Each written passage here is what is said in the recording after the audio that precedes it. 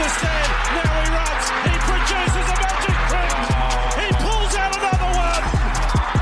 This is incredible. This is ridiculous. This is 15 out of 10 on the incredible meter. What a player. What an entertainer. Give him the medal. Give him the Delier medal. Hello, footy fans, and welcome back to the Chip and Chase podcast. I won't lie, it is 10:30 p.m. at the time of recording it. I've just finished up work. Team lists for the actual round one dropped at 4 p.m. today, so I am 6.5 hours late to the scene. But what can you do? I've got, I wouldn't say other priorities in life. I do prioritize this podcast quite highly, but a boy needs a job to live, doesn't he? So I'm a bit late to get around to it, but the show must go on. So we're going to just go through, do a podcast, sort of reading through, maybe not reading through every team list. There's a lot to go through, but I will sort of examine, who's sort of the ins and outs of each team and what's, really interesting for each club heading into round one. So, of course, round one, we start off with the Knights and the Raiders, Thursday, 7th of March, 8 p.m. The Knights, they've named a pretty, full-strength team, sort of, well, you'd hope it's round one, but sort of a team that we've all been sort of expecting coming through this preseason. Dylan Lucas has been named to get that second row spot vacated by Lachlan Fitzgibbon. Kai Pearce-Paul is on the bench in jersey 17. Jayden Brailey hasn't made the squad. Obviously, if you haven't heard, he's been dealing with a bit of a hamstring injury also, throughout the preseason. So he's going to miss this game, and there's every chance sort of he returns through New South Wales Cup for the Knights just to get a bit of reps back into his legs. Had a lot of unfortunate injury luck has Brailey. So if he is to return through New South Wales Cup, it's not a bad thing. But that means, Phoenix Crossland gets the 9 position that he held all of last year in Brailey's absence. And Jack Cogger is the number 14. Not sure if he plays too much hooker. He did play a bit there in the trials, but it's good to see him in this squad regardless. Brings a lot of experience, a good cover for their halves, and can probably, slot in there at 9 a bit for the Knights. Other than that, it's a pretty full-strength team. And Nari Tuala, as we suspected, has got the wing spot vacated by Dom Young. Besides that, not too much more to comment on the Knights there. So we'll move over to the Raiders, where there's a lot more to comment on. Their backline is going to get a full readout here because we've been umming and ahhing. We had no idea what the Raiders were going to pull out, and this is what they've named. So Jordan Rapiner is actually their fullback. Nick Chotrich and Xavier Savage on the wings. Albert Hopewate and Matt Timoko are the centres, and their halves are Ethan Strange at 6 and Jamal Fogarty at 7. So interesting to see Rapiner get the gig at fullback, even though either him or I think him and Ricky came out during the preseason saying Rapiner's, sort of was a stock standard option, just a plug and play option last year. Wasn't going to be the fullback. He's only got 1 year left in the NRL. You'd want to blood their young guns. We didn't think really Chevy Stewart was ready for first grade, but even someone like Xavier Savage could have got that spot. He's been named on the wing, so it is interesting to see Rapiner there. You'd suspect when Seb Chris returns from injury, he will take the fullback position again, which I don't like. I think Seb Chris is a really, really good player, but I think he's a centre, and I think he's a fantastic centre. But I guess, if this is what they're going to do, this is what they're going to do. As I said, you suspect Chris will come back after his suspension, and he'll force a host of changes. I expect Chotrich or Savage to make way, Hopewate to move from the centres onto the wing to replace them. Oh, actually, that won't make sense, will it? Because Rapiner will have to go to a winger. So if Savage or Chotrich make way, Rapiner goes to a wing, and Chris goes to fullback. That means Hopewate keeps that centre position. Who knows? Not the point. We're here for round one teams, and this is what they've named. So, interesting one. And, of course, Ethan Strange, as we suspected, has wrapped up that 6 jersey. So, that's fantastic to see. I hope he really holds on to that. He's a great young player, and it'll be really good for the super coaches out there. So, shout out Ethan Strange. Not too much going on in their forward pack. Papali'i is starting at prop. once again. Danny Levi gets the hooking spot, which we sort of thought was going to happen. Tom Starling is on the bench, so we'll give him a bit of a reprieve there. Zach Hosking has come in for his debut for the Raiders, playing at second row. They are without Elliot Whitehead in this one, dealing with a bit of an injury, not even in the reserves, obviously. You know, who they've named club captain, I believe, this year, or Fogarty's with him or something. So you'd expect, you know, when he's fully healthy, he'll come back in. Hosking probably to the bench, but at the moment, Hosking is the second rower, and Morgan Smith is the other recruit from England, is at lock forward. So they've got a really strong bench and forward pack, the Raiders. We always know they do, but yeah, that's sort of the only notables coming out of their team. The interchanges, it could have been a host of different names. They're that stacked in depth. But it's Starling, Gula, Mariota, and Saulo on that one. Lots of forward cover. Just such a strong forward pack, that Raiders. And I'm really looking forward to this game, to be honest. I think Raiders very much could get it done. I was very impressed with them in the trials. Alas, we'll move on to the next game, which we have the Warriors and the Sharkies taking place at Friday, 6 p.m. Go Media Stadium in New Zealand. The Warriors, I will comment on. We have Taine Tuapiki starting at fullback, Roger Tuivasa-Sheck at centre, which we expected. Chan's not fit for round one and probably missed the first few weeks with that hamstring injury. They're always a really hard injury to monitor. Can keep you out for, you know, a long period of time or a short period of time. It's really just sort of give or take. You're not really sure, but looks like they've gone with Tuapiki to replace him there and just let Roger do his thing in the centres, which I respect the Warriors for doing. Exciting to see Roger back in the NRL once again. Look, Metcalf has locked up the 6 ahead of Chanel Harris-Tavita and Tomato Martin, so that's always good to see. I would have been happy with any of 3 of them. I think they're all really good players. I'm so happy that they're a part of this Warriors club. In terms of the forward pack, the stock standard, as we expected, Ford got the second row spot over Niokore, but it is also important to note that Niokore is injured at the moment with a fractured foot, so he's not even on the interchange or the reserves. There will be a bit of a shake-up, you'd assume, for this Warriors team when he returns. Sorry about that. Freddie Lussick is also on the bench as cover for Wade Egan, and Tomale, Afoa, and Walker make up the rest of that bench. So a really strong team there for the Warriors.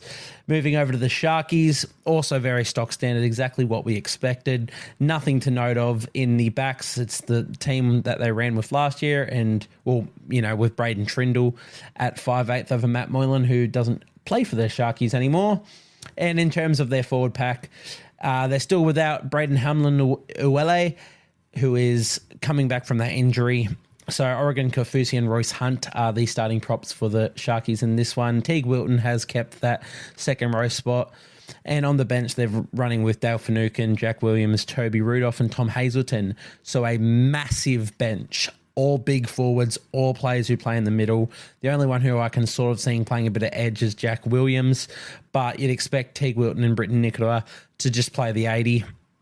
And, you know, if injury strikes or concussion or whatever, then you can maybe throw Williams out there. But really, really big bench for them. Blake Brayley doesn't have cover as a hooker unless you move Cameron McInnes into there, which, he's grown up as a hooker. But in the trials, I wasn't really impressed with him, and I think he's just so good in 13. So Blake Brayley looks to just continue to be that 80-minute man for the Sharkies. Won't spend too much longer on there. Really, really strong side. Really exciting game. Probably the game I'm looking forward to the most, not just because I'm a Warriors fan, but because I think these two teams have really good opportunities, good sort of premiership windows ahead of them. And I'm really excited to just see how they go at it. I think they've got a good mixture of attack and defense, so it should be a really fun game, that one. Alas, we move on to the Storm and the Panthers, also taking place on that Friday, this one at 8:05 p.m. at Amy Park in Melbourne. For the Storm, there are a few things to touch on. Of course, we'll just start by saying Ryan Pappenhausen has been named to return at fullback, which is just so awesome to see. Cameron Munster has been named at 6. If you haven't seen the news floating about, he's dealing with a bit of a groin problem, I believe it is. So I could be wrong on that. But either way, he's got a bit of a niggle that he's sort of dealing with. He's going to give himself a couple of days to work that out. If he doesn't end up playing, he'll make that call on it in a couple of days' time, and he will probably be replaced by Jonah Pezzett, who was named in the reserves. You'd expect that to happen. But for now, he's named to line up against the Panthers. In the forwards department, Tui Kamikamica has been named at prop. You know, we saw him named there in that second trial, and Christian Welch was off the bench. I assumed that maybe it was just because they were playing in Fiji and it would have been cool for him to run out in front of his home crowd. But it looks like that's the way that they're going. Christian Welch is now a bench player for the Storm, from club captain, origin front rower to the bench for the Storm. So I wouldn't say it's a fall from grace. I still think he's a great player, and I think he looks really good in the trials, and I expect a big season from Christian Welch, but it is interesting to see how he lines up there on the bench. Josh King, of course, is now a starting front rower as well for the Storm, moving out of that lock position into front row. Joe Chan has claimed the vacant second row spot left by Trent Liero, who has moved into that lock forward spot himself. So Joe Chan at 11, Trent Liero at 13. Big changes there for the Storm. Joe Chan's a good little player, played really well in those trials, so it's cool to see him name there, and I think he'll go really well. In terms of their interchange, they do have Tyron Wishart on there. Bit of a utility cover, maybe takes Harry Grant off for a little spell, who knows. Chris Lewis, Alec McDonald, and as I said, Christian Welch. In the reserves, I will note that they do have Sean Bloor, the recruit.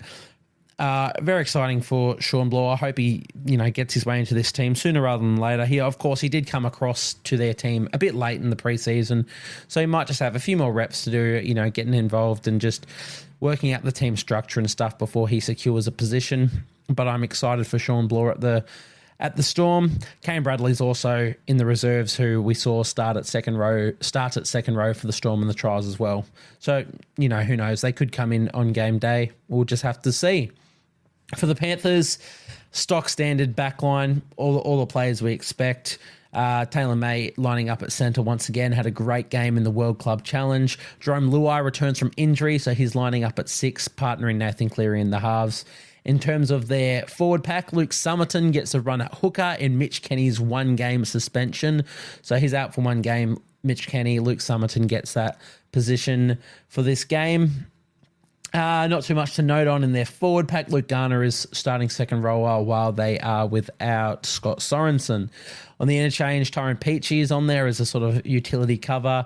Liam Henry, Lindsay Smith, and Matthew Eisenhuth. Matt Eisenhuth. That just sounds a bit better. Let's go with Matt Eisenhuth. All of which I believe are front rowers, or like middle forwards. So, it seems like they're going to just go with Garner and Martin playing the full 80. If there's an injury, I guess Tyrone Peachy can play in a second row if they have to. Yeah, it's the Panthers. They'll work something out. But that's how the Panthers and Storm line up. We move on to the Eels and the Bulldogs, taking place on the Saturday, 9th of March, 5:30 p.m. For the Eels, in the back line, we do have Morgan Harper making his club debut, of course, coming across from Manly Seagulls. Bailey Simonson moves out to the wing to replace Micah Sevo, who was out suspended. You'd expect maybe when Sevo comes back, Simonson will move back into the centres as he sort of played there last year. But who knows? Who cares? That is next. Well, whenever Micah Sevo comes back, that's the problem for then. Right now, I'm just reading out team lists. So Morgan Harper in the centres, that's the note there. The big sort of news coming out of this team is in the forward pack. Out of Parramatta this year, out of this Parramatta this season, we've just been hearing Brad Arthur really favoured a 80-minute hooker. Well, he's put a big screw you to all our super coaches after saying that, and he has named Joey Lussick to start at hooker and Brendan Hands as cover on the bench. So that 80-minute hooker role is completely out the window. I don't see Brendan Hands coming on as a middle forward, especially not when they're running Ryan Madison and Joe Hengawi off the bench as middles and Kelma Talangi on the bench as well as second row cover. So Brendan Hands, Joey Lussick, could very well be a bloody 40-minute split. Who knows what's going on there? It's not bad for the Eels as a club. I think they're both good players. I personally wouldn't go for 2 hookers. I'd like a utility like Dejan Arce, who I think is an absolute gun. But hey, I'm not Brad Arthur. Regardless, they've got a strong forward pack, what we expected. Campbell Gillard, Paolo, Lane, Cartwright and Hopgood. Great forward pack. It is interesting to see Kelma Talangi on the bench because you'd expect Bryce Cartwright and Sean Lane to be playing 80, but with him on there, maybe not. Maybe one of them gets a spell. Sean Lane did come off in the trials for him, but also Sean Lane, had an injury-affected season last year. Maybe they're just getting a bit more reps back into his legs. Who knows? We'll have to find out when round one begins. Obviously, there's a lot more to talk about on the Bulldogs side of things, though, so we'll move over there. Blake Taaffe, as we all expected, named at fullback. The rest of the backline's pretty interesting itself. Blake Wilson and Jacob Kiraz have been named. The two that I mentioned after the preseason challenge round 2 review, saying I love them both because they're both not homegrown products. I mean, Kiraz is, but both debuted for the Bulldogs, so I consider them homegrown in that way. So I was really keen on seeing them just retain in that squad, which they have been. You know, Wilson on the wing, Kiraz is a centre now, with Stephen Crichton, the club captain and new recruit, and Adakar the other winger. Drew Hutchison has locked down the 7 role ahead of Toby Sexton, who was named in the reserves. Bit of a shame for Toby Sexton. I really, really rate him as a player, so it's disappointing to see that, in my opinion. I would definitely prefer him as the halfback, but we'll have to see how they go. It's good cover to have regardless. Drew Hutchison is definitely no slouch. The forward pack, They have named Pawasa Farmasili to start at prop, partnering Max King. Sam Hughes is off the bench. So that one's interesting. I'm pretty sure Farmasili was only on a development deal for the club for a while there. So for him to be catapulted from that straight into a starting front rower, not a bad effort from him. Love that from him. Really excited for him at the Bulldogs in general. I don't see him playing too much. I think it's a 20-minute to start, probably 20 minutes in the second half, 40-minute split with, maybe Sam Hughes. Max King will be the beneficiary of the big minutes in this side. The rest of their team, pretty stock standard. Jamin Salmon did get the lock roll over Josh Curran, who has been named on the bench, but who knows how that really goes. The minute share could be 30-50 to the bench forward. We're not sure. But cool to see Salmon getting into that team regardless. And on the bench, Kurt Mann, Sam Hughes, Josh Curran, and Curtis Moran, who I also rate. He just seems like a Bulldog. So shout out Curtis Moran. Good to see you on the bench.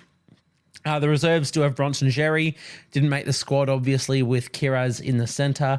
Toby Sexton, Jake Turpin, Connor Tracy, who has been dealing with a bit of an injury, expected to play some New South Wales Cup a bit before potentially making his way into this side later on down the track. And Kitione Kotonga, who I believe was the Fijian who featured in their first trial and played really well. Might have stuffed that up. He might not be Fijian, and if I have stuffed up his heritage, I sincerely apologise. I believe they said he was Fijian, though, so I'm going to hope that I'm right there. Anyway, we move on to the next game taking place on the Saturday, which is the Titans and the Dragons. Saturday, 7:35 p.m, Cbus Super Stadium. So, Gold Coast home match. Titans have named Keanu Kini to play at the fullback position while Jaden Campbell is out injured. Interesting to see that they haven't moved Brimson back there. I expected it, but, personally, I probably still would because Brimo, he wants to be that fullback. Let him keep shooting out for it. Regardless, I'm not Des Hasler. So the rest of their backline, very stock standard, what we knew. Khan Pereira, Kelly, Brimson, Sammy, Foran, Boyd, what we expected. In the forward pack, Tino has been named a prop, not lock forward, but Keenan Paliasia is the lock forward instead. So they've just done a swap between those positions. I don't think it makes too much of a difference in how they play. I think they're going to run with 3 front rowers out there and just hope to bash people down. Cleese Haas is the second rower while David Fafita is out injured. Both are more returns in his long-awaited return to the NRL from injury. It's interesting to note that Chris Randall has actually been named as the starting hooker with Sam Verrills off the bench, and I personally love that. I think Sam Verrills has done his best work when he's coming off the bench and he can just toy around with the defense. I think Chris Randall gets through a ton of work in the middle. And if you let him do that opening 20 minutes as a hooker, getting through the tough stuff, bring Verrills on for the rest of the game. And then you can either bring Randall on as cover for Verrills if Verrills needs a spell or if he goes down injured. But also, I loved how Chris Randall looked in a forward role last year. So you can bring him off and then bring him back on as a forward later on through the game. The rest of the bench, Isaac Liu, Aaron Clark, and Jamin Jolliffe. I also saw that for the Titans in this one, it is AJ Brimson's 100th game. It is Brian Kelly's 100th game for the Titans. And it is Isaac Liu's 250th NRL game. So big shout outs to all of them. I've actually tipped the Dragons to win this one, but on the back of that, there's a lot of emotion that these Titans are playing for. They're at home. I'm excited about them this season. They could very well win this. So maybe I've done a bit of a mistake by tipping the Dragons. Alas, we'll move over to that Dragons team and read through them. There is nothing to touch on at all. Exactly the side we expected, exactly the side that they've named in those first two trials. Backline, Sloan, Lomax, Sully, Bird Ravalawa, Kyle Flanagan at 6, and Ben Hunt at 7. The forward pack is Molo, Little, Blake Laurie, Tom Eisenhuth, Jaden Sewer, and Jack DeBellin. Interesting to note, though, guys, that the new recruit, Luciano Leilua, suspended for 2 games. You'd expect he comes in here in a couple of weeks' time and takes Tom Eisenhuth's position, or at least gets himself a spot on the bench, which their bench consists of. Connor Mulheisen, another one I gave a shout-out of. Michael Molo, Viliami Fafita to make his NRL debut, I believe. He might have debuted last year, but no, I think this is his debut. And Raymond Faitala Mariner, who came over from the Bulldogs pretty late. I really rate this Dragons team, to be honest. The more I see it, the more I like it. I think they've actually got really good depth.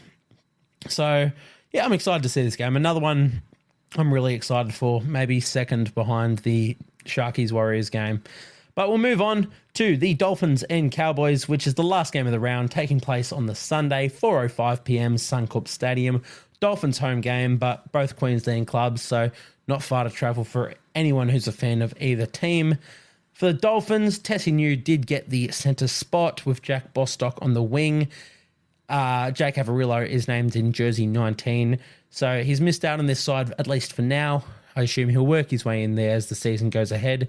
Cody Nikorima has been favoured at 6 over Isaiah Katoa. I'm not the biggest fan of it. I think it's not going to do the most for Isaiah Katoa's development, but also Cody Nikorima was really, really good for the Dolphins last year, so maybe it's good to just get him in there to win games. I still personally think he's the perfect bench utility, though. Regardless, Herbie Farnworth named at centre as well, making his club debut for the Dolphins. In the forward pack, Flegler also making his debut at prop with Jesse Bromwich. Connolly Lemuelu is the second rower, with Kenny Bromwich actually still on the bench for the Dolphins. So that's interesting to see. I'd assume Kenny would keep that second row spot, or maybe even get the lock forward spot, which has now gone to Ray Stone, who is replacing Tom Gilbert, who very sadly is going to miss the season with an ACL injury, which is just terrible news. Such a gun player, Tom Gilbert, and such just a Dolphin. He just feels like a Dolphin, and to see him miss another season is really, really sad news, but it's good things for Ray Stone. Gets his shot. I love him as for the Dolphins as well. On their bench, Josh Kerr, Max Plath, Kenny Bromwich, and Mark Nichols. Interesting, very interesting that Jared Wallace misses this side as well. Thought he was their best player in the preseason. And I would probably still have him over Josh Kerr. I'd definitely still have him over Josh Kerr. I'd have him over Max Plath. I'd have him over a lot of players in this side, but I'm not Wayne Bennett, and, Wayne Bennett might know a thing or two more than me, just the greatest NRL coach of all time. Anyway, we move on to the Cowboys. Oh, sorry, before we do, interesting to also note that Ewan Aitken is named in the reserves for the Dolphins. So another incumbent of that team and just a NRL veteran that misses the side. I'm sure he'll work his way into that side late during the season. He's just a gun player that can play everywhere, Ewan Aitken. Moving on, however, to the Cowboys. Very similar stuff here. They've said a few times. A side we've very much expected to be named. Zach Labert got the vacant centre position over Viliami Vailea. Dearden and Townsend in the halves. Kyle Felt got the wing position back from Semi Valamai. Jesus. Semi Valamai, who performed really well for the team last year. So it's interesting to see Felt get that back. But that's good stuff for Felt. Another gun for the Cowboys, and just a club legend for them. Forward pack, Tamalolo is now an out-and-out prop, named at 10. Lukey and Nanai, the gun young second rowers in the squad, and Ruben Cotter is the 13.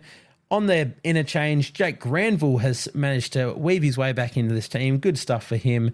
Griffin Neame, who I love. Sam McIntyre, one of the ones that I've mentioned all preseason. Really like McIntyre.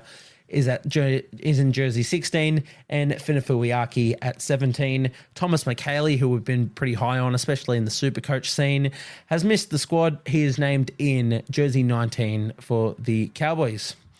So that concludes the team lists for round one. Sorry for, getting to this quite late. As I said, work commitments, some stuff that you just can't shy away from, which is very unfortunate. But if you guys have tuned into this one, I really do appreciate that. Obviously, there are a lot more other content creators out there who have gotten to this before me and, maybe have presented their opinions a bit more when you needed it. But if you're getting onto this now and listening through this, if you got this far, I really do appreciate that. Thank you guys very much for listening. Of course, I'll say it every time. Please do check out the Instagram if you want to interact with me or just want more content. Go on there. I'm going to have some more content coming up in the next couple of days. But that is it for now. So thank you guys for listening, and I'll see you guys next time.